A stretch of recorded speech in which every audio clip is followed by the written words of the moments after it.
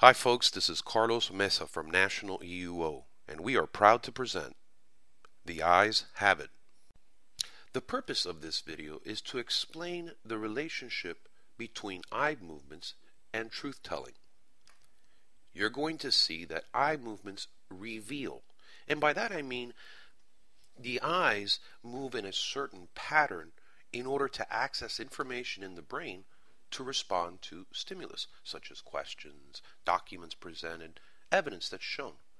And it's these very distinct eye movements that reveal a lot more about what a person is relating to you than the actual words spoken. You'll also find that eye movements are extremely reactive. Again, the eyes move in a certain pattern in response to a stimulus, be it a question, something they see, like a document, evidence, video. The eyes are constantly shifting in certain directions in a pattern, in a very distinct pattern, which is in reaction to the stuff that you're asking or the things that are being seen by the witness at the time of an examination under oath or a formal statement. Finally, eye movements are extremely reliable, and the reason they're reliable is because they are involuntary. These eye movements happen naturally and in an involuntary fashion. Unless the person is manipulating their eye movements, these patterns that you're about to learn occur prior to a person relating information to you, and also when they feel something. We'll get to that in a minute. Now, before we get started, we're going to have to tackle a few common misconceptions. The first one is that only lips tell a lie. And yet we will learn that 20% of your total communication, be it from a witness, a friend, whomever, only 20% of that communication is actually verbal. So what's the other 80%? Another common misconception is that body language is the best way to determine whether a person is being truthful or not. And I would submit to you that that's not entirely the case. It's not the best because body language and body movements are highly controllable by the witness. The final common misconception is that what I'm about to teach you is a difficult skill to develop. And I'm going to give you a really simple technique to be able to evaluate what the eyes are doing in comparison to the words that are coming out of the witness's mouth. And you'll see, it'll be easy. Now, they say the eyes are the windows to the soul, but we now know that they're much more than that. Now, lips tell words. And now, while that statement seems fairly obvious to say, what is less obvious is that we tend to just listen to the words and we forget that there's a whole other component to the communication which can help you understand and evaluate whether the words that are actually being spoken are true. Now, the next thing you're going to find is that the body is very controllable. In fact, some people will react differently given the stresses that they're under, and they can actually manipulate whether or not they're going to move their head, or they're going to tap their fingers, or shuffle their feet, or point their feet in a particular direction. So because the body is so controllable, I find that it is less reliable than the technique I'm going to show you in a few moments. And that technique is called watching the eyes. So I want you to develop a skill of watching the person's eyes while they communicate with you verbally. Now, as I just mentioned, lips tell words. And this is significant because of the total communication, only 20% of the communication are actually words. So what are the other 80%? Well, the other 80% are nonverbal communication. That's a whopping 80%. These are eye movements and body language combined. And this is 80% of a communication, which if you're not looking out for it, you're going to miss. And here's the more important part. Since eye movements and body language make up such a large percentage of the communication, if the verbal part and the nonverbal part are inconsistent, then there might be a problem with the words that are coming out of the witness's lips. Now, the body is very controllable. A person can determine whether they want to cross their arms, whether they want to shuffle their feet, or bounce their legs. the more nervous a person is, the more conscious they become of their body movements. And some people get loud and boisterous. That's one extreme. And the other extreme is to be very quiet and very, very small in their movements. So nervousness actually, instead of making it an involuntary movement, nervousness actually makes a person more conscious of their body movements, and they become more aware of how they're moving their limbs. Now, in an EUO or a formal statement, you have a limited view of body movements. Think about it. You're sitting across from a witness, and they're at a conference room table, and you only really get to see basically from the chest up. And so if a person is conscious of their own movements from their arms or their head or their torso, it's going to look as if they're really not moving all that much. And all that you can see, unless you peer under the table and happen to see that the witness's leg is bouncing rapidly, is you're not going to be able to see much. You have a limited view of the witness. Now, poker players, those boys, they are the grand manipulators of body movements. In fact, if you've ever watched a poker match, you will notice that they become very still. They don't want to draw attention to themselves. You know, the big bet's on the table, and they become ice cold. Interestingly enough, if you've watched a poker match, what's the one thing you generally see on poker players? You see sunglasses. And I think that's important for reasons that you'll understand in a few minutes. And so the big technique that I want to teach you, that I think is going to be the best technique for you to evaluate whether a witness or anybody is really telling you the truth based on the words that are coming out of their mouth, is to watch the eyes.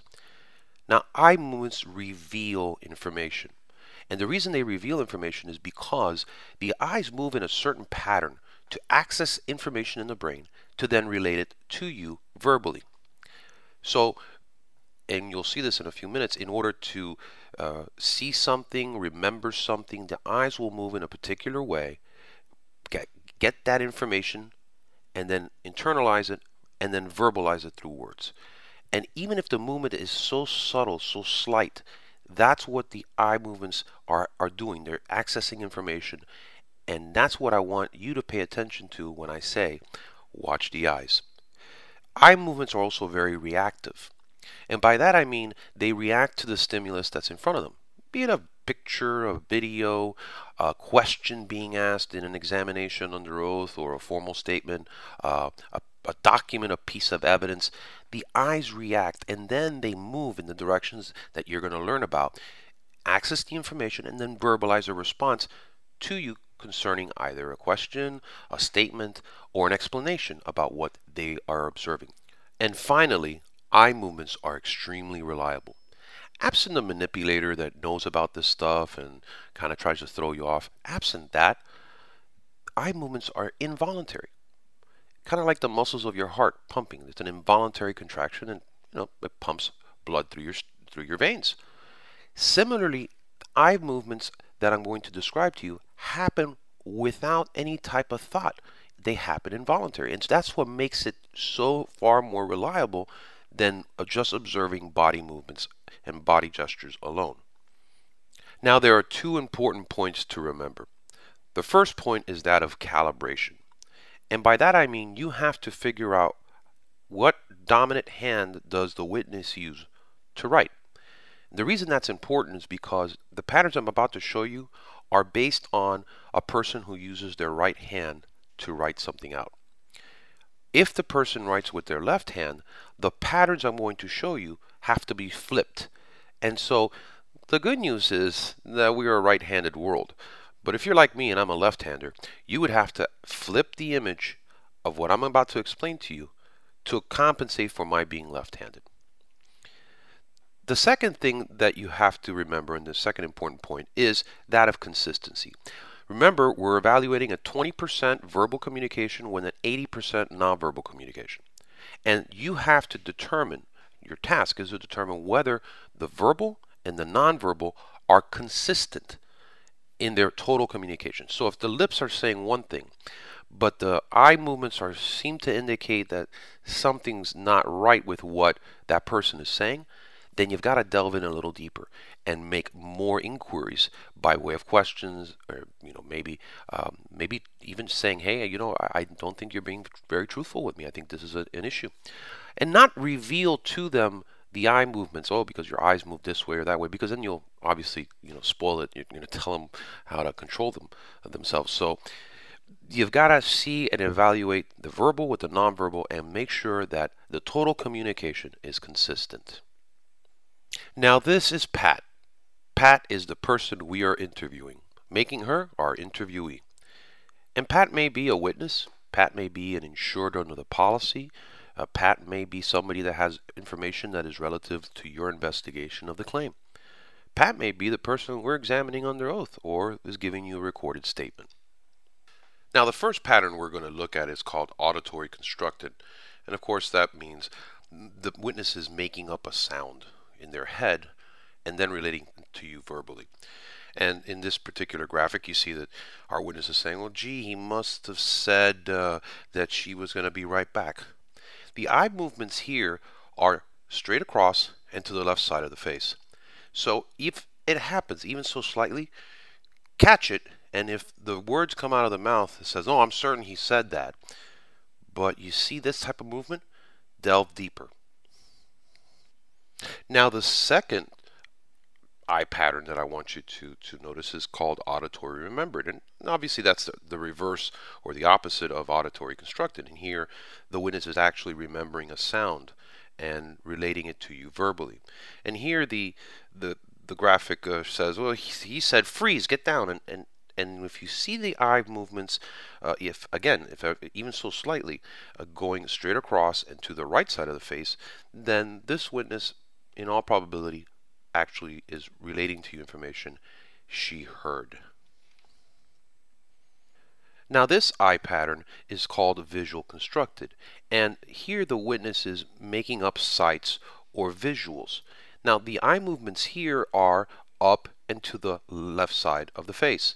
And here in our graphic, the witness is saying, well, he must have had on a green hat and was wearing shorts. Well, if you see this eye pattern movement, you might want to ask more questions and be more precise in your questions and press the witness for more particularity in their words.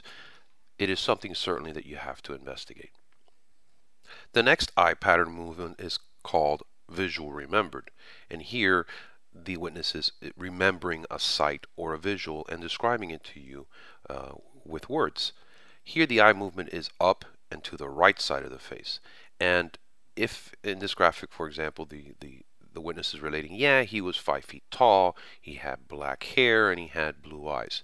If you see this eye pattern movement just prior to or during the communication of that information, it's more likely than not that this witness is telling you the truth. Now the next eye pattern movement is called feeling touch, and here it's more about the witness's state of mind or state of being, and they're accessing information which relates to a feeling or a tactile sensation, a feeling of touch. And here the eye movement, obviously, as you see in the graphic, is down and to the left. And when you see something like that, you might be clued in as to a feeling that the witness is having. And in this particular example, the witness is kind of having a feeling about the EUO and not feeling very well. When you see that type of movement, you want to use the information that they're having a feeling, and you might want to delve into that feeling, whatever it might be. It's a valuable eye pattern movement because it gets you in their frame of mind, their state of being at that moment. And the final eye pattern movement is called self-talk. And when you see the eyes move down and to the right side of the face, this witness is probably talking to themselves. There's some internal dialogue going on that the witness doesn't necessarily want to verbalize. And here in the graphic, the witness is saying, this always happens to me, or, why am I always such a screw up? If you see that, again, just like the last eye pattern movement, you want to kind of explore what they're saying to themselves. And you might want to, and one of the techniques I use is, what are you saying to yourself? And you'd be surprised how people that I ask that to, when I see that eye pattern movement, they're almost like they tell me, what are you, in my head? So it's a neat technique to know that the witness is probably talking to themselves. And you should delve in a little deeper on that. Well, folks, that's it for National EUO's presentation of The Ayes Have It. I hope that you've enjoyed the presentation, and I hope that you'll be able to use it in your professional and personal life. This is Carlos Mesa from National EUO.